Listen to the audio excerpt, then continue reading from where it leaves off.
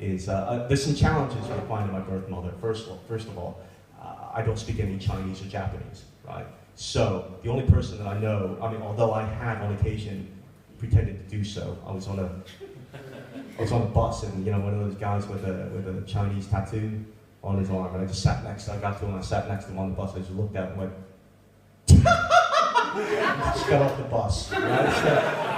So, things, I only know one guy who can actually speak sort of Chinese or Japanese or read that sort of stuff. Is a guy named Hiro. I met him at the skate park, and I'm glad I can't see your faces, because usually when I say that, people are like, fuck, man, you know.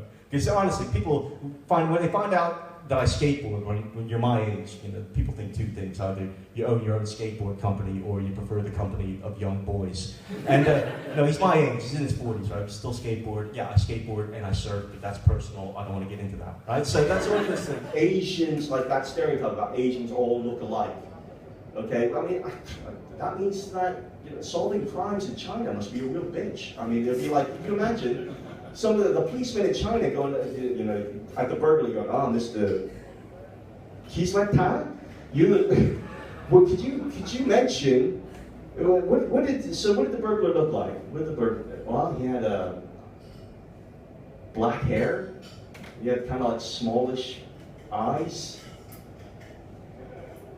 I don't know, flat ass? I don't know. I have no idea, right? It's like, that's absurd. I mean, there would be no crimes would ever get solved. I mean, perhaps, though, that is the answer of why the Chinese have such a horrible reputation for civil rights, for human rights, because it's almost like, you know, the police inspector would have been like, you know, I throw you in prison. I throw, oh, was it you? Was it you? Was it, oh, fuck it, all you go to prison. Yeah, I was raised in this town. And I was a late bloomer. I got a part in the school play, South Pacific, as Jerome, a 6-year-old native boy. Right? I was 16 at the time. Right? There I was not hairy, you know, there I was standing there, you know, going, dites-moi, pourquoi la vie est belle? Dites-moi, pourquoi la vie est belle? Never got a date, ladies and gentlemen. You know what? So the girls, you know, they look at me and think I was some sort of fucking UNICEF project or something like that.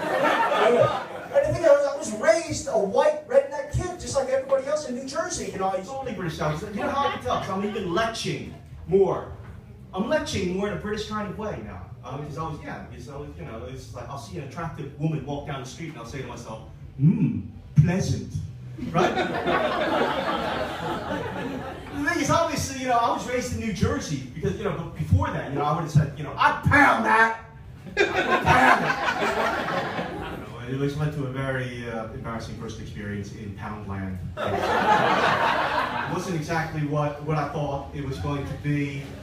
I'm going to use being Asian. The only thing is, nobody thinks they owe me anything. There is no white guilt.